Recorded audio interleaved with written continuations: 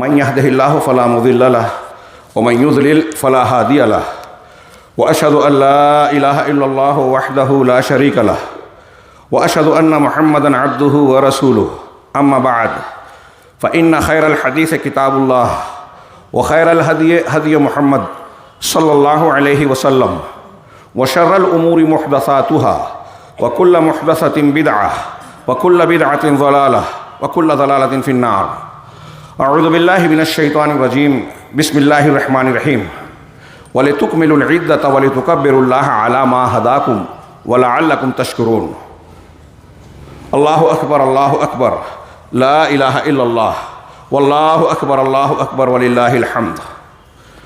محترم حاضرین، آج یقیناً شرعی اور مذہبی اعتبار سے ہمارے لیے خوشی کا دن ہے، مسرت کا موقع ہے. یہ وہ موقع ہے کہ ہم اللہ رب العالمین کی نعمتوں کو جانیں، پہچانیں اور اس کی قدر کریں، یعنی شکر بجا لائیں. اللہ رب العالمین نے ہمیں اسلام جیسی کامل اور قیمتی نعمت سے نوازا جس کا کوئی بدل نہیں ہے. جناب محمد رسول اللہ صلی اللہ علیہ وسلم کی شخصیت، سیرت اور آپ کی جامع ترین تعلیمات عطا فرمائی جس کی قیمت کا اندازہ وہی لگا سکتا ہے جو صاحب علم ہو، صاحب نظر ہو. اس دین میں ہماری تمام دنیا اور آخرت کی مصلحتوں کا بھرپور لحاظ کیا گیا ہے، اور اس نعمت کو رب العالمین نے اپنی دنیاوی زندگی کے اہتمام کے امتحان میں ہمیں اور آپ کو مشعل راہ کے طور پر دیا ہے، صراط مستقیم کی تعیین کے طور پر دیا ہے، اور یہ بتا دیا ہے کہ اگر کوئی شخص نجات، کامیابی، دنیا کی سعادت اور آخرت کی نجات چاہتا ہے تو اس کے لیے اس کے سوا چارہ نہیں ہے کہ وہ اللہ تبارک و تعالیٰ کے اس دین کامل کو اختیار کرے، اپنی زندگی میں اسے نافذ کرے. اس دین کا ایک بہترین حصہ یہ ہے کہ اس نے ہمیں یہ عید کا اور تہوار کا دن عطا فرمایا. یہ عید ایمان اور توحید کی بنیاد پر قائم ہے. اس میں اخلاص ہے، اطاعت و فرما برداری کا جذبہ ہے، اللہ تبارک و تعالیٰ کے جناب میں شکر بجا لانے کی تعلیم ہے، اور دنیا اللہ تبارک و تعالیٰ اس عید کے ذریعے سے ہمیں اور آپ کو یہ میسج، پیغام اور تعلیم دے رہا ہے کہ کس طریقے سے ایک بندہ مومن کو خوشی کا موقع حاصل ہاتھ آ سکتا ہے. چنانچہ کئی اعتبار سے آپ دیکھیں گے کہ یہ عید اور یہ تہوار دنیا کے دیگر مذاہب کے مقابلے میں امتیازی شان رکھتی ہے. اس کی کوئی مثال پیش نہیں کر سکتا. ہماری اس عید میں وقار ہے، توحید ہے، اللہ کی عبودیت و بندگی ہے، اور اس میں کوئی ہنگامہ آرائی نہیں ہے، اس میں کفر اور شرک کا کوئی شعار نہیں ہے، اس میں کوئی ایسی بات نہیں ہے کہ دوسروں کو تکلیف دی جائے. چنانچہ اس کی کئی خصوصیات ہیں. اللہ تبارک و تعالیٰ نے اس عید کے تعلق سے جو مقاصد بتائے ہیں نبی کریم صلی اللہ علیہ وسلم کی شریعت کے واسطے سے، اس میں سب سے پہلا مقصد یہ ہے کہ یہ عید اللہ تبارک و تعالیٰ کی حمد و تعریف پر مشتمل ہے، کہ اس کی ثنا بیان کی جائے، اس کی تعریف کی جائے، اس کے جناب میں شکر بجا لایا جائے. کیوں؟ اس لیے کہ اس نے رمضان المبارک کے روزوں، قیام اللیل اور دیگر عبادات کی ہمیں اور آپ کو توفیق دی. صرف توفیق ہی نہیں دی بلکہ ان کی تفصیلات کو بتایا. جو میں نے ابھی آیت پڑھی، اللہ تعالیٰ نے فرمایا وَلِتُكْمِلُوا الْعِدَّةَ، اور تاکہ تم رمضان کے روزوں کی گنتی پوری کرو. آدھا ادھورا کسی نے روزہ رکھا تو کافی نہیں ہے، گنتی پوری کرنا ہوگی. اور وَلِتُكَبِّرُوا اللَّهَ عَلَى مَا هَدَاكُمْ، اور اللہ نے جو تمہیں ہدایت دی، جو توفیق دی اور جو بیان کیا، اپنے بندوں کی رہنمائی فرمائی، اس پر تم اللہ کی بڑائی بیان کرو، اللہ اکبر، تکبیرات کہو. وَلِتُكَبِّرُوا اللَّهَ عَلَى مَا هَدَاكُمْ وَلَعَلَّكُمْ تَشْكُرُونَ، اور تاکہ تم شکر گزار بن جاؤ، شکر ادا کرو، اللہ کی نعمت کی قدردان بن جاؤ. اللہ کی نعمت کا شکر ادا کرنا یہ بہت اہمیت کا حامل معاملہ ہے. ایک تو پورے دین کی نعمت کو ہم سمجھیں، اس کی قدر و قیمت کو جانیں، اس سے بڑھ کر کوئی نعمت نہیں ہے. اور پھر اللہ تبارک و تعالیٰ نے ہم کو جو رمضان کے مہینے، مبارک مہینہ عطا فرمایا اور اس میں برکتوں، مغفرتوں اور فضیلتوں کی بھرمار رکھی، یہ ہمارے لیے شکر کا مقام ہے کہ اس نے ایسا سہانا موقع دیا کہ کم وقت میں ہم بہت ساری نیکیاں اور اجر و ثواب اپنے دامن میں سمیٹ لے. یہ شکر کے فوائد کیا ہیں؟ اگر اسے بیان کرے لمبا وقت درکار ہوگا، جس کا یہاں موقع نہیں ہے. شکر کی بنیاد پر نعمتوں کو دوام ملتا ہے. شکر کی بنیاد پر اللہ تبارک و تعالیٰ کا احسان و کرم ہوتا ہے، اور ناشکری جب کی جاتی ہے تو نعمتیں چھن جاتی ہیں۔ وَإِذْ تَعَذَّنَ رَبُّكُمْ لَئِن شَكَرْتُمْ لَأَزِيدَنَّكُمْ وَلَئِن كَفَرْتُمْ فَإِنَّ عَذَابِي لَشَدِيدٌ۔ جب تمہارے پروردگار نے یہ اعلان کیا کہ اگر تم شکر گزاری کرو گے، اللہ کی نعمتوں کی قدردانی کرو گے، اس کا صحیح استعمال کرو گے، تو تمہارے لیے زیادتی ہوگی، نعمتوں میں اضافہ ہوگا اور نعمتیں قائم اور باقی رہے گی۔ وَلَئِن كَفَرْتُمْ، اور اگر ناشکری کرو گے تو میرا عذاب بہت سخت ہے۔ اس سبق کی آج کے مسلمانوں کو، ہمیں اور آپ کو بہت شدید ضرورت ہے، جو دنیا میں مارے پیٹے جا رہے ہیں۔ سورہ نصر اذا جاء نصر اللہ میں اللہ تبارک و تعالیٰ نے نبی کریم صلی اللہ علیہ وسلم کو فتح و نصرت کی جب بشارت دی کہ مکہ فتح ہونے والا ہے، آپ کا مشن پورا ہونے والا ہے، لوگ فوج در فوج اسلام میں داخل ہوں گے، تو اس کے بعد جب یہ نعمت آپ کو مل جائے تو فسبح بحمد ربک واستغفرہ، تو اپنے رب کی حمد اور تعریف کے ساتھ ساتھ اس کی تسبیح بیان کیجیے۔ ہاں، یہاں اہل علم نے کئی نکات بیان کیے کہ جب نعمت ملے تو اللہ کی حمد اور تسبیح ہونی چاہیے، اور استغفار، اپنی کوتاہی اور غلطیوں کی معافی مانگنی چاہیے کہ کوئی غلطی ہو گئی تو معاف کرے۔ اس میں ایک اشارہ یہ بھی ہے کہ نبی کریم صلی اللہ علیہ وسلم نے جب اس پر عمل کیا تو یہ شکر ہے، تو اس نعمت کا دوام اور اس میں اضافہ ہوا۔ نبی صلی اللہ علیہ وسلم اور صحابہ کرام نے شکر ادا کیا تو دیکھتے ہی دیکھتے خلفائے راشدین کے دور میں اسلام دنیا کے 1/3 سے زیادہ حصے میں پھیل گیا۔ یہ کوئی معمولی بات نہیں ہے، دنیا کے لوگ حیرت زدہ ہیں، اتنی تیزی سے کوئی پوری انسانی تاریخ میں کوئی دین اور مذہب نہیں پھیلا جتنی تیزی سے جناب محمد رسول اللہ صلی اللہ علیہ وسلم کا دین اور آپ کے صحابہ کے زمانے میں مسلمانوں کا اسلام پھیلا، اتنی تیزی سے، حیرت انگیز طور پر۔ جب تک لوگ شکر ادا کرتے رہے، اس نعمت کی قدر کرتے رہے، ان کو کامیابی، ترقی ملتی رہی۔ اور جب مسلمان آپس میں جھگڑ پڑے، دین سے دور ہو گئے، شرکیات، خرافات، بدعات اور گناہوں کی بھرمار ہونے لگی مسلمانوں کے بیچ میں، تو اللہ تعالیٰ نے یہ نعمت چھیننا شروع کی، اور آج مسلمانوں کی درگت ہم دیکھ رہے ہیں۔ اس کی خالص وجہ یہ ہے کہ ہم شکر ادا نہیں کر رہے ہیں اللہ کی نعمت کا، اللہ تبارک و تعالیٰ کی نعمت کی قدر نہیں کر رہے ہیں۔ قرآن جو ہمیں رمضان کے مہینے میں ملا تھا اس کے مطابق اپنی زندگی گزار نہیں رہے۔ قرآن کہتا ہے توحید اختیار کرو، شرک سے بچو، ہمارے ہاں شرک ہے۔ قرآن کہتا ہے رسول کی اطاعت کرو، بدعات سے بچو، ہمارے ہاں بدعات کی بھرمار ہے، نبی صلی اللہ علیہ وسلم کی مخالفت ہے۔ قرآن کہتا ہے حرام چیزوں سے بچو، اچھے اخلاق کو اختیار کرو، والدین کا، رشتہ داروں کا، پڑوسیوں کا حق ادا کرو۔ ہم ان سب کی مخالفت کرتے ہیں، تو کہاں سے دنیا میں کامیابی، اللہ کی نصرت اور مدد ملے گی؟ ہمارے سامنے قرآن نے کئی واقعات نقل کیے۔ قارون کو اللہ نے خزانے عطا کیے تھے، ہاں، جس کی کنجیاں اٹھانے میں ایک جماعت جو ہے، جانوروں کی ایک جماعت جو ہے تھک جائے، اتنا خزانہ تھا۔ جب اس نے ناشکری کی، اللہ کی نعمت کی قدردانی نہیں کی، اللہ نے اسے زمین میں دھسا دیا۔ سورہ کہف میں 2 لوگوں کا واقعہ اللہ نے نقل کیا کہ 2 باغ والے تھے، ایک بڑا شخص زیادہ مالدار، اس کی تفصیلات آپ پڑھیے سورہ کہف میں۔ دوسرا کم درجے کا تھا، کم مالدار تھا، لیکن جو بڑا مالدار تھا اس نے اللہ کی نعمت کا انکار کیا، آخرت کا انکار کیا، ناشکری کی۔ اللہ تبارک دوسرے نے نصیحت بھی کی، دیکھتے ہی دیکھتے فَأَصْبَحَ يُقَلِّبُ كَفَّيْهِ عَلَىٰ، کیا ہے، وَأُحِيطَ بِثَمَرِهِ، کہ اس کے اوپر طوفان آیا اس کے باغ پر اور اس کے سارے پھل تباہ و برباد ہو گئے، وہ اپنی ہتھیلیوں کو ملتا رہ گیا جو کچھ اس نے خرچ کیا تھا اس بنیاد پر۔ تو یاد رکھیے، ناشکری کی وجہ سے نعمتیں چھن جاتی ہیں۔ یہ شکر کا موقع ہے، ہم کو اور آپ کو تعلیم دی جا رہی ہے۔ دوسرا مقصد اس عید کے موقع پر یہ ہے کہ ہم اس بات کی امید رکھتے ہیں کہ پروردگار رمضان المبارک میں ہماری کی گئی عبادتوں، قیام، رمضان کے روزے، فرائض کی کو قبول فرمائے گا۔ یہی وجہ ہے کہ صحابہ کرام عید کے موقع پر جب ایک دوسرے سے ملاقات کرتے تھے تو دعا دیتے تھے ایک دوسرے کو، تقبل اللہ منا و منکم، کہ تم سے اور ہم سے اللہ قبول کرے جو ہم نے نیکیاں کی ہیں، جو اللہ نے ہمیں توفیق دی تھی اس نیکیوں کو اللہ قبول فرمائے۔ لہٰذا ایک مومن یہ امید رکھتا ہے اور یہ امید رکھنی چاہیے کہ اللہ تبارک و تعالی ہماری ان عبادتوں کو قبول فرمائے۔ اس نے جب ہم سے کہا کہ روزہ رکھو، دین کے وقت میں کھانا پینا شہوت چھوڑ دو، غیبت چغلی سے بھی اجتناب کرو، جھوٹ اور ظلم سے بچو، گناہوں سے پرہیز کرو، اس لیے کہ روزے کی حالت میں آپ عبادت کی حالت میں ہوتے ہیں، تو ہم نے اپنے آپ کو روکا۔ یہ صبر تھا۔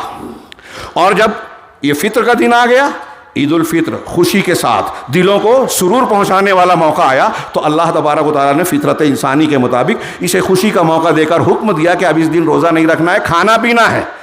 ہاں، اس دن کھانا پینا ہے، لہذا اللہ کی نعمتوں سے لطف اندوز ہوا جائے، کھانا پینا اختیار کیا جائے، اچھے لباس ممکن ہو تو پہنا جائے، اس میں اسراف نہ ہو، تکبر نہ ہو، شریعت کے اصولوں کی خلاف ورزی نہ ہو۔ لہذا جب اللہ نے کہا کہ صبر کرو تو ہم نے صبر کیا، جب کہا شکر کرو تو ہم نے شکر کیا، یہ شکرانہ نماز ادا کر کے۔ یہ صبر اور شکر، یہ دو چیزیں یاد رکھیے، تقوی، اخلاص، خشیت، صبر، شکر، یہ ایک دوسرے سے جڑی ہوئی چیزیں ہیں۔ یہ چیزیں ہم نے اپنے اندر اگر پیدا کر لی تو زندگی جینے کا سلیقہ آ جائے گا، دنیا اور آخرت میں کامیابی ملے گی، یہ طے بات ہے۔ دنیا میں ہمارے پاس جتنی مصیبتیں ہیں، نیکیوں کے سلسلے میں جو رکاوٹیں ہیں وہاں صبر کی ضرورت، برائیوں سے بچنے کے لیے جو ہم کو جذبے کی ضرورت ہے وہاں صبر کی ضرورت، تقدیر کے جو فیصلے ہوتے ہیں، ہمارے خلاف جو مصیبتیں، آفتیں، پریشانیاں اور کمیاں محسوس ہوتی ہیں وہاں صبر کی ضرورت۔ صبر اگر کر لیں تو حضرت عمر کہتے ہیں وجدنا خیر عیشنا بالصبر، ہم نے صبر کے ذریعے سے زندگی کی خوشگواری پائی، یہ بہت ضروری چیز ہے۔ اور شکر اگر آ گیا تو اللہ تبارک و تعالیٰ کی نعمتوں کا صحیح استعمال ہوگا۔ زبان دی، زبان کو اچھے کاموں میں استعمال کیا، دولت دی، دولت کو صحیح کاموں میں، اللہ کی اطاعت و فرما برداری میں استعمال کیا جائے، ایسا ہوگا تو برکت ہوگی، اضافہ ہوگا، ترقی ملے گی، اللہ کی رحمت ملے گی، اور ایسا نہیں ہوگا تو نعمتیں چھین جائے گی۔ اور تیسرا مقصد جو میں نے ابھی اشارہ کیا کہ اللہ کی نعمتوں سے لطف اندوز ہوا جائے، کھانا پینا، لباس، یہ ظاہر، یہ اسلام کی خوبی ہے کہ یہاں جسم اور ظاہر کا بھی کی رعایت کی گئی ہے، جسمانی تقاضوں کی بھی اور روحانی تقاضوں کو بھی۔ ہاں، ہم دوسرے مذاہب میں دیکھتے ہیں جہاں روحانیت پر زور دیا جاتا ہے تو دنیا کو تیاگ دینے، سنیاس لینے کی تعلیم ہے، رہبانیت کی تعلیم ہے۔ ہاں، اور اگر دنیا داری آتی ہے، مادہ پرستی آتی ہے تو روحانیت، اخلاقیات اور معنویت کو چھوڑ دیا جاتا ہے، جیسے سوشلزم اور جدید قسم کے افکار و نظریات۔ اسلام میں دونوں کا انتہائی بھرپور اور متوازن لحاظ کیا گیا ہے۔ ہماری یہ عید اس کا جیتا جاگتا نمونہ ہے کہ ہم اچھے نئے لباس، دنیاوی اعتبار سے لذت کے کام بھی اختیار کر سکتے ہیں شریعت کے آداب اور دائرے میں رہتے ہوئے، اور ساتھ ہی ساتھ اللہ کا شکر ادا کریں، عبادت کریں، اس میں روحانیت ہے، توحید ہے، اللہ کی کبریائی اور بڑائی ہے۔ لہذا اس کا ایک مقصد یہ ہے کہ اللہ کی بڑائی بلند کی جائے، اس کی عظمت شان کا نعرہ بلند کیا جائے، ہم خود اپنے دل و دماغ میں یہ بٹھا لیں کہ اللہ تبارک و تعالیٰ سب سے بڑا ہے، ہم اللہ سے بڑے نہیں، کائنات کی کوئی ہستی اللہ تبارک و تعالیٰ کے مقابلے میں نہیں ہے، لہٰذا اللہ کے سامنے کسی کی بات نہیں مانی جائے گی، شریعت اسی کی مانی جائے گی، قانون اسی کا مانا جائے گا، وہ کامل اسماء حسنہ اور صفات علیہ کا جامع ہے، لہٰذا اس نے جو بھی ہمیں شریعت کی شکل میں حکم دیا ہے وہ ہمارے لیے فائدے کی چیز ہے۔ رضیت باللہ ربا وبالاسلام دینا وبمحمد صلی اللہ علیہ وسلم نبیا، ہمارا نعرہ ہونا چاہیے۔ عید کا ایک مقصد یہ ہے کہ لوگوں کے درمیان بھائی چارہ، محبت اور ایک دوسرے سے تعلق کو استوار کیا جائے۔ عید پہ آنے سے پہلے صدقۃ الفطر ہر غریب امیر پر فرض کیا گیا ہے کہ آپ کھانا بانٹیں تاکہ ایک دوسرے سے تعلق قائم ہو۔ میدان عیدگاہ میں آ رہے ہیں تو سب لوگ اجتماعیت کا مظاہرہ کر رہے ہیں، یہ اتحاد و اتفاق کی تعلیم ہے۔ ایک دوسرے سے ملاقات کریں، عید کے بعد ملیں، لہٰذا ایک دوسرے سے اس موقع پر ہر مسلمان کے لیے واجب ہے کہ وہ ایک دوسرے سے محبت، یگانگت اور لگاؤ کا مظاہرہ کرے، ملاقاتوں کا سلسلہ قائم کرے، خاص طور سے اپنے رشتہ داروں سے۔ جو لوگ روٹھے ہیں، جو لوگ ایک دوسرے سے قطع تعلق رکھتے ہیں، رشتوں کو جوڑنے کی کوشش کریں۔ میں اپنے آپ کو شامل کر رہا ہوں، ہمارے ہاں کوئی ایسا شاید نہیں ہوگا جس کے کسی نہ کسی سے معاملات بگڑے ہوئے نہیں ہیں۔ میں اپنے آپ کو بھی کہہ رہا ہوں اور تمام لوگوں کو کہہ رہا ہوں، ہمیں آپس میں ایک دوسرے کے ساتھ شیر و شکر ہونا چاہیے، اس میں اللہ کی رحمت ہے۔ ہم اگر اسی حالت میں کٹے کٹے مر جائیں کیا لے کر جائیں گے؟ ہمیں اپنا آپس میں تعلقات کو استوار کرنا چاہیے، اور عید کے اس خوشی کے موقع پر جب رب العالمین کی یہ تعلیم ہے، اگر اس وقت ہم نے اپنے اختلافات اور اپنے دل کے بغض اور عناد کو نہیں نکالا تو پھر کب نکالیں گے؟ کون سی کس موقع کا انتظار ہے؟ اس طریقے سے آپ دیکھیں کہ عید ہمیں بھائی چارے کی تعلیم دیتی ہے، اتحاد کی تعلیم دیتی ہے۔ اسی کے ساتھ آپ غور کیجئے کہ یہ اللہ تبارک و تعالیٰ کی کتنی بڑی نعمت ہے۔ یہ اللہ تبارک و تعالیٰ کی نعمت ہے جو ہمیں یہ سبق سکھا رہی ہے کہ آپ خوشی اگر چاہتے ہیں تو لباس میں، پیسہ دولت کمانے میں یا دنیا کا عہدہ حاصل کرنے میں آپ کی اصلی خوشی نہیں ہے، اللہ تبارک و تعالیٰ کا فرما بردار بننے میں خوشی ہے۔ قرآن کی ایک آیت ہے ما یعبأ بکم لولا دعاؤکم، کہ اس کی علامہ ابن قیم اس آیت کا مفہوم یہ بیان کرتے ہیں کہ کئی اقوال میں سے جو اس کا صحیح معنی ہے وہ یہ ہے کہ اگر تم عبادت نہ کرو، اللہ تبارک و تعالیٰ کے سامنے جھکو نہیں، اس کی باتوں کو مانو نہیں، تو اللہ کو تم سے کیا کام ہے؟ اللہ تمہارے ساتھ کیا کرے گا؟ کیا پرواہ ہے اللہ کو کہ تمہیں تباہ و برباد کر دے؟ سوچئے تھوڑی دیر کے لیے کہ اگر رمضان یہ عید مل رہی ہے رمضان کا، جو اسلام کا ایک رکن ہے، روزہ رکھا ہم نے اور ساتھ میں عبادتیں کی، اس کی خوشی میں عید مل رہی ہے. عید الاضحیٰ جو ہے مناسک حج کے ساتھ جڑی ہوئی ہے، یعنی دو رکن اسلام کے ساتھ میں دو عید ہماری جڑی ہوئی ہے. ایک ہفتے کی عید ہے، اس کے علاوہ کوئی عید نہیں ہے، سب بدعت ہے، عید میلاد النبی اور فلاں، یہ دین اور شریعت اسلام نہیں ہے.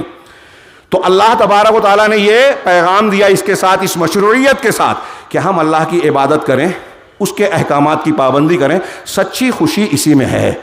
لہٰذا اس نے اس سچی خوشی کے موقع پر ہم کو اور آپ کو یہاں دعوت دی. خوش قسمت ہیں وہ لوگ جنہوں نے رمضان کے روزوں کی رعایت کی، اپنے آپ کو متقی بنایا، اخلاص کا خوگر بنایا، اللہ کی خشیت سمیٹی، دل سے سچے دل سے گناہوں سے توبہ کی، اور یہ عزم کیا کہ اب آئندہ بھی ہم اللہ کے دین پر قائم رہیں گے.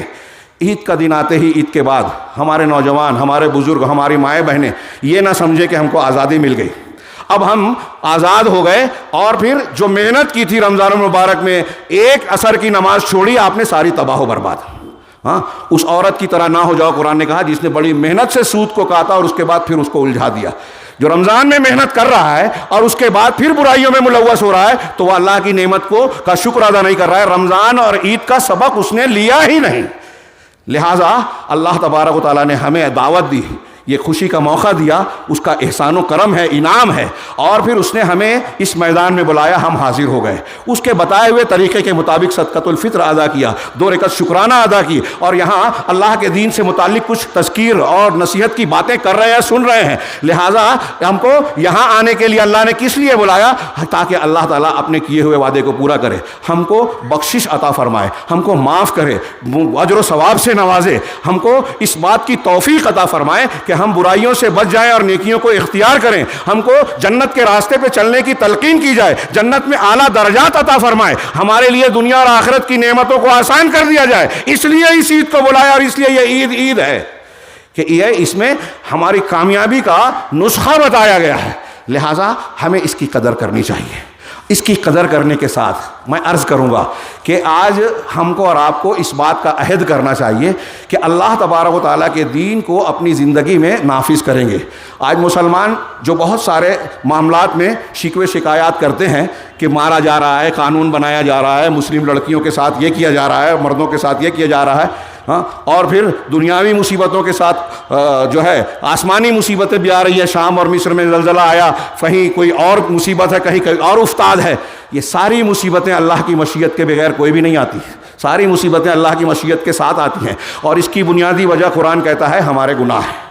لہٰذا ہم گناہوں سے توبہ کر کے اللہ کی نعمتوں کی قدر کریں. اور جیسا کہ میں نے کہا، سب سے قیمتی نعمت ایمان ہے، تقوی ہے، اخلاص ہے اللہ کے لیے، اور اپنے آپ کو شرک اور بدعت سے بچانا ہے. لہٰذا سب سے پہلے یہ اہتمام کیا جائے کہ ہم شرک اور توحید کو سمجھیں، توحید کو اختیار کریں، شرک سے بچیں. دنیا کے لوگ کیا کہتے ہیں، کتنے لوگ کس قسم کا شرک کرتے ہیں، کون قبروں پہ جاتا ہے، کون فلاں بابا کو پکارتا ہے، کون بزرگوں کو مشکل کشا حاجت روا مانتا ہے، اس کی پرواہ نہ کرے. ہم اپنی نجات چاہتے ہیں تو ہمیں توحید اختیار کرنا ہوگا. قیامت کے دن یہ جواب نہیں چلے گا کہ مجھے نہیں معلوم تھا، یہ بھی نہیں چلے گا کہ اتنے لوگ کرتے تھے تو میں نے کیا، میرے باپ دادا کرتے تھے تو میں نے کیا. یہ قرآن کہتا ہے. لہٰذا ہمیں اس کی قیمت جاننی چاہیے. اس کے بعد ہمیں نمازوں کی سخت پابندی کرنی چاہیے. نماز قیامت کے دن نور، برہان اور انسان کے لیے حجت ہوگا، اور جو جس نے نمازوں کی پابندی نہیں کی اس کے لیے یہ نور اور یہ برہان نہیں ہوگا، محروم ہوگا. سب سے پہلے قیامت کے دن اسی کا حساب ہوگا. نماز کا قائم کرنا، پابندی رکھنا، یہ ایمان کی، اللہ سے ڈر کی، اللہ سے تعلق کی اول و آخر نشانی ہے. جس نے اسے ضائع کیا وہ کفر کرتا ہے، وہ اللہ کا باغی ہے، وہ اللہ تبارک و تعالیٰ کے دین سے دور جا رہا ہے. اسی طریقے سے نماز کے علاوہ ہم اپنے معاملات کو درست کریں، اپنے کمائی میں حرام سے خاص طور سے اجتناب کریں، رشتوں کو جوڑیں، لغویات سے، بے حیائیوں سے، زنا سے، بدکاری سے اپنے آپ کو بچانا انتہائی ضروری ہے. یہ جو چیزیں گناہ ہمارے یہاں ہوتے ہیں جن کو آج ہم معمولی سمجھتے ہیں، موبائل سے، بے پردگی سے اور بہت ساری چیزوں سے جو گناہوں کو فروغ مل رہا ہے، ہم ان کو لائٹلی لیتے ہیں کہ فلاں کا معاملہ ہے، یا ہم خاموش ہو جاتے ہیں، یا اس کے تعلق سے کوئی سنجیدگی اختیار ہی نہیں کرتے. دراصل عذاب کو دعوت دیتے ہیں. یہ کشتی میں سوراخ کر رہے ہیں جو لوگ گناہ کر رہے ہیں سماج میں، اگر ہم نے انہیں نہیں روکا تو کشتی میں پانی بھرے گا، ان کے ساتھ ساتھ ہم بھی ڈوبیں گے، یعنی اللہ کا عذاب آئے گا تو ان کے ساتھ ساتھ اچھے لوگ بھی پیچھے جائیں گے۔ لہٰذا اپنے معاملات کو درست کریں۔ اور آخری دو بات کہوں گا، ایک یہ کہ اپنے بچوں کی صحیح اسلامی تربیت کا اہتمام کریں، انہیں قرآن کی تعلیم دیں، دنیا کی کوئی چیز سیکھیں نہ سیکھیں۔ ہم لاکھوں روپیہ ڈونیشن دے کے بڑی بڑی ڈگریاں دلاتے ہیں، ڈاکٹر، انجینئر، فلاں اور فلاں، قرآن نہیں پڑھاتے۔ کیا اللہ کے یہاں یہ عذر چل جائے گا کہ مولوی صاحب تو پڑھاتے تھے، ان سے پڑھ لیا، بچوں کو پڑھانے کا موقع نہیں ملا؟ قرآن کا کچھ علم حاصل کرنا ہر مسلمان پر فرض ہے، کچھ سمجھنا، کچھ یاد کرنا، جتنا نماز میں ضروری ہے وہ تو ہر مسلمان کے لیے ضروری ہے۔ تو بچوں کو قرآن پڑھایا جائے، ان کو ادب سکھایا جائے، انہیں بتایا جائے کہ ایمان کی کیا قیمت ہے۔ اور آج پوری دنیا میں مسلمان نوجوانوں کے لیے، ان کو شکار کرنے کے لیے ہر طرف سے یلغار ہے۔ یہود و نصارہ اور ہمارے دوسرے دشمنان دین کی مختلف قسم کی جو ہے منصوبہ بندیاں ہیں، انہوں نے فلموں کے ذریعے سے، میڈیا کے ذریعے سے، موبائل کے ذریعے سے، نیٹ کے ذریعے، گندی فلموں کے ذریعے سے اور بہت سارے ایسے اسباب اختیار کر رکھے ہیں جس سے مسلمان بچہ مسلمان نہ رہ جائے، دین سے دور ہو جائے۔ اور ہمارے درمیان کچھ ایجنٹوں کو رکھا ہے، کوئی حدیثوں کا انکار کرتا ہے، کوئی نئی نئی تحریک لاتا ہے، کوئی نبی کریم صلی اللہ علیہ وسلم کے طریقے سے ہٹ کر جوش جذبے کی بات کر کے نوجوانوں کو گمراہ کرتا ہے۔ لہٰذا بہت ضروری ہے اپنے آپ کو اور اپنے گھر کو بچانے کے لیے کہ اپنے بچوں کو دینی ماحول دیں، صحیح تربیت کریں، ان کو ادب سکھائیں۔ بچوں کے بعد جو ہے ہم کو عورتوں کی طرف توجہ دینی ہے بہت زیادہ۔ آج پورے عالم میں، پوری دنیا میں مسلمان عورت بطور خاص نشانہ ہے، اور ہندوستان میں ابھی ہم خبریں دیکھ رہے ہیں، مسلم عورتیں، مسلمان خاندان، یہ باور کرایا جاتا ہے کہ عورتوں پر ظلم ہو رہا ہے، جبکہ ہم پورے وثوق سے علی وجہ البصیرہ دلائل کے ساتھ کہہ سکتے ہیں کہ اسلام نے عورت کو جو عزت دی ہے، جو تقدس دیا ہے اور جو مقام عطا کیا ہے، دنیا کے کسی مذہب نے نہ دیا ہے نہ دے سکتا ہے۔ جو مقام اور مرتبہ دیا ہے، یہ عورتیں دماغ سے نکال دے گے، کہیں آپ دوسری جگہ جائیں گے تو آپ کو زیادہ خوشیاں، لذتیں یا بہار نظر آئے گی، نہیں، ظلم ہی ہوگا دوسری جگہوں پر۔ یہ دکھاوا ہے، ناٹک ہے، فریب ہے۔ چنانچہ عورتوں کو دھیان رکھنا چاہیے۔ اللہ کے نبی صلی اللہ علیہ وسلم نے جو ہے مردوں کو کہا کہ تم عورتیں تمہارے ماتحت ہیں، ان کی رعایت کی جائے، ان پر توجہ دی جائے، ان کے ادب سکھانے، ان کی دینی تعلیم، ان کی عزت کی حفاظت کا کہ ذمہ دار مرد ہیں، مردوں کو قوامیت دی گئی ہے۔ عورتوں میں کمزوری ہے، عورتوں کی کچھ تخلیقی طور سے کمزوری ہے، لہٰذا وہ گھر کی چار دیواری میں رہیں گی۔ ان کو حجاب کی اور شریعت کے اصولوں کا پابند بنانا ہمارا کام ہے۔ ہم نے ایسا نہیں کیا تو ہم بے غیرت ہیں۔ ہم نے ایسا، اگر ہمارے سماج سے کوئی لڑکی مرتد بن رہی ہے، کسی کا ناجائز تعلق ہے، کوئی بے پردگی اختیار کر رہی ہے، غلط لباس زیب تن کر کے باہر نکلتی ہے، شریعت کے اصولوں کو کی دھجیاں اڑاتی ہے، تو اس کے پہلے ذمہ دار گھر کا ذمہ دار ہے، کفیل ہے، باپ اور ذمہ دار جو گھر کا ہے۔ اگر عورت دین کی پابندی کرے، شریعت کے آداب کا لحاظ کرے، حجاب میں رہے، اختلاط سے بچے اور گناہوں سے روکنے میں وہ مددگار بنے۔ بنی اسرائیل کا وہ واقعہ 3 غار والوں کا جانتے ہیں نا، کہ وہ لڑکی جو فاقے کی حالت میں مدد مانگنے گئی، اس نے کہا کہ پہلے اپنے آپ کو میرے حوالے کرو۔ اس خاتون نے کہا اللہ سے ڈرو، تیار ہو گئی، لیکن عین وقت پر جب گناہ کرنے کا وقت آیا تو اس نے کہا اتق اللہ، اللہ سے ڈرو، اللہ سے ڈرو۔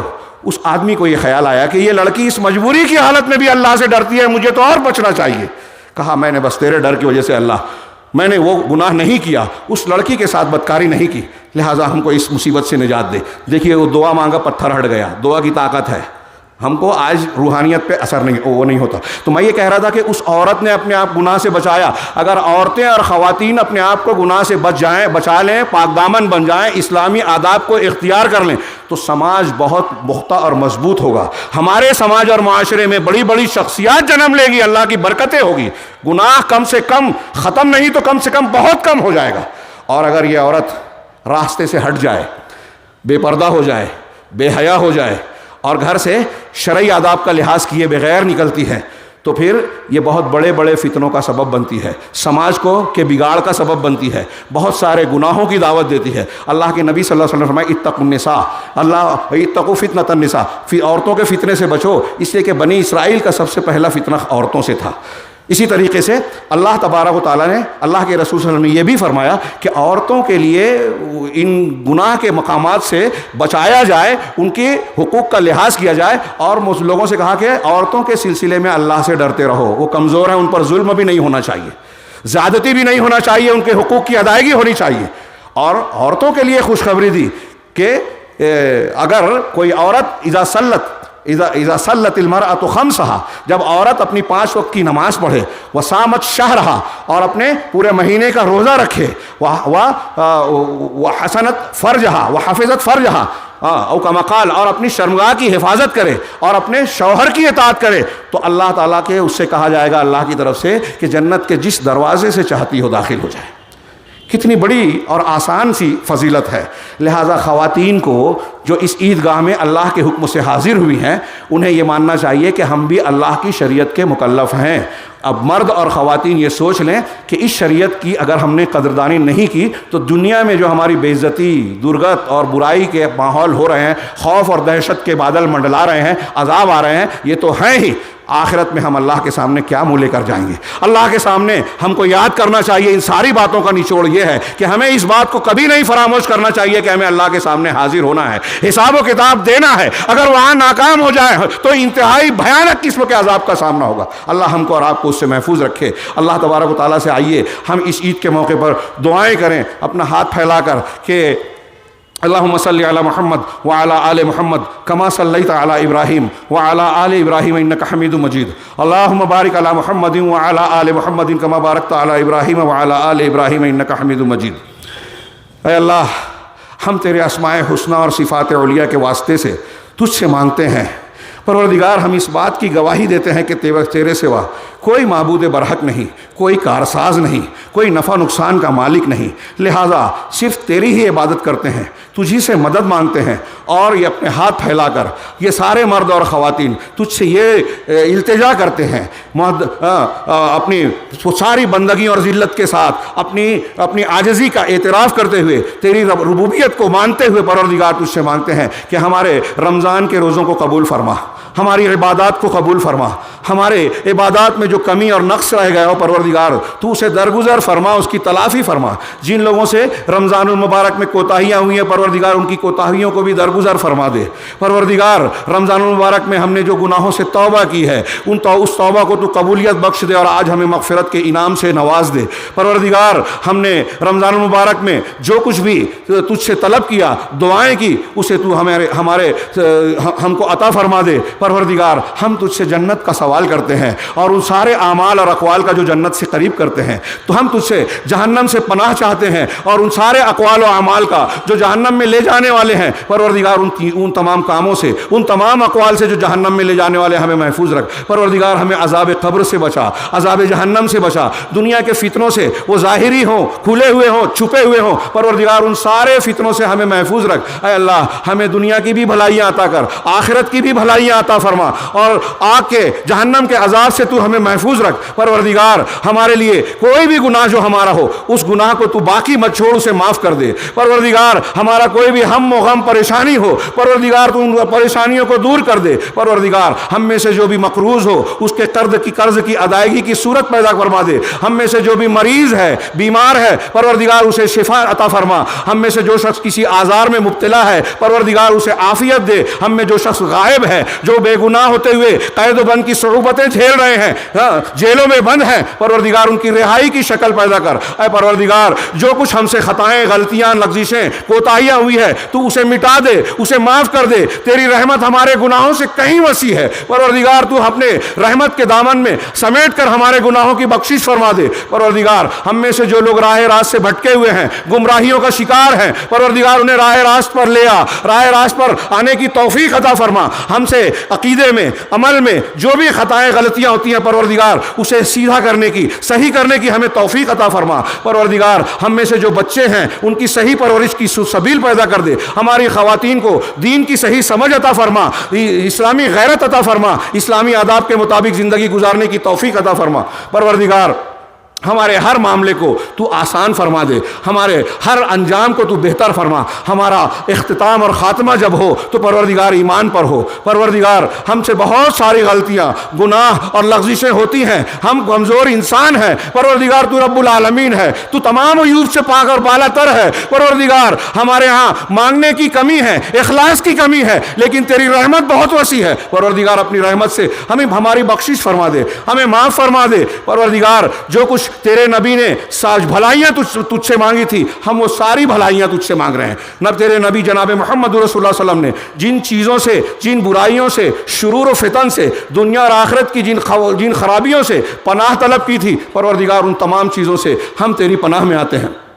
پروردگار ہمیں صراط مستقیم پر چلا، مغضوب علیہم اور ضالین کے طریقے سے ہمیں بچا۔ پروردگار ربنا آتنا فی الدنیا حسنہ وفی الآخرۃ حسنہ وقنا عذاب النار، ربنا آتنا فی الدنیا حسنہ وفی الآخرۃ حسنہ وقنا عذاب النار، ربنا آتنا فی الدنیا حسنہ وفی الآخرۃ حسنہ وقنا عذاب النار، ربنا لا تؤاخذنا ان نسینا او اخطأنا، ربنا ولا تحمل علینا اسرا کما حملته علی الذین من قبلنا، ربنا ولا تحملنا ما لا طاقة لنا به واعف عنا واغفر لنا وارحمنا أنت مولانا فانصرنا على القوم الكافرين، ربنا لا تزغ قلوبنا بعد إذ هديتنا وهب لنا من لدنك رحمة إنك أنت الوهاب، يا مقلب القلوب ثبت قلوبنا على دينك، يا مصرف القلوب صرف قلوبنا إلى طاعتك، يا حي يا قيوم برحمتك نستغيث، يا ربنا إننا سمعنا مناديا ينادي للإيمان أن آمنوا بربكم فآمنا، ربنا فاغفر لنا ذنوبنا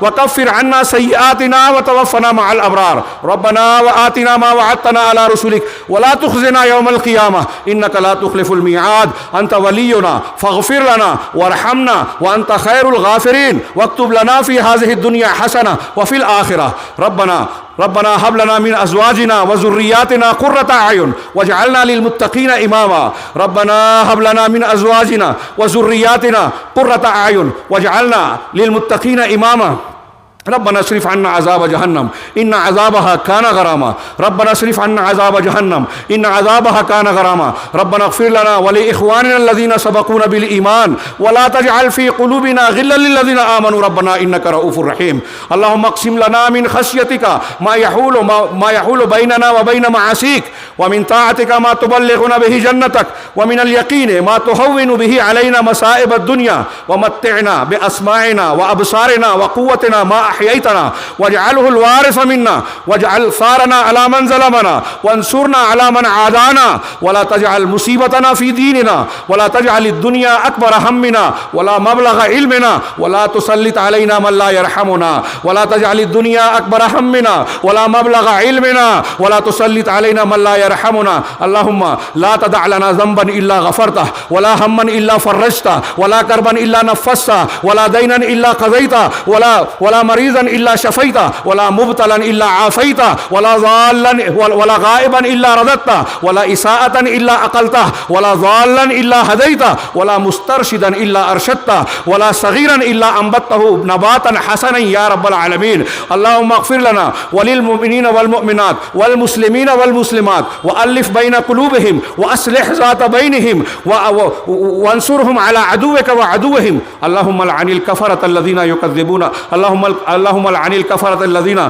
يصدون عن سبيلك ويكذبون رسلك ويقاتلون أولياءك، اللهم زلزل أقدامهم وشتت شملهم وفرق جمعهم وأنزل بهم بأسك الذي لا ترده عن القوم المجرمين، اللهم إنا نجعلك في نحورهم ونعوذ بك من شرورهم، اللهم إنا نجعلك في نحورهم ونعوذ بك من شرورهم، اللهم انصر الإسلام والمسلمين في كل مكان، اللهم انصر الإسلام والمسلمين في كل مكان، اللهم إنا نسألك من الخير كله عاجله وآجله ما علمنا منه وما لم نعلم، ونعوذ بك من الشر كله عاجله وآجله ما علمنا منه وما لم نعلم، اللهم إنا نسألك من خير ما سألك عبدك ونبيك، ونعوذ بك من شر ما عاذ به عبدك ونبيك، اللهم نسألك الجنة وما قرب إليها من قول أو عمل، ونعوذ بك من النار وما قرب إليها من قول أو عمل، اللهم إنا نسألك أن تجعل كل قضاء قضيته لنا خيرا، اللهم إنا نسألك العفو والعافية في الدنيا والآخرة، اللهم إنا نسألك العفو والعافية في الدنيا والآخرة، اللهم إنا نسألك الهدى والتقى والعفاف والغنى، اللهم إنا نسألك من موجبات رحمتك وعزائم مغفرتك والسلامة من كل إثم والغنيمة من كل بر والفوز بالجنة والنجاة من النار. اللهم أصلح لنا ديننا الذي هو عصمة أمرنا، وأصلح لنا دنيانا التي فيها معاشنا، وأصلح لنا آخرة التي فيها معادنا، واجعل الحياة زيادة لنا في كل خير، واجعل الممات راحة لنا من كل شر. ربنا تقبل منا إنك أنت السميع العليم، وتب علينا إنك أنت التواب الرحيم. وصلى الله تعالى على خير خلقه محمد وآله وصحبه أجمعين برحمتك يا أرحم الراحمين.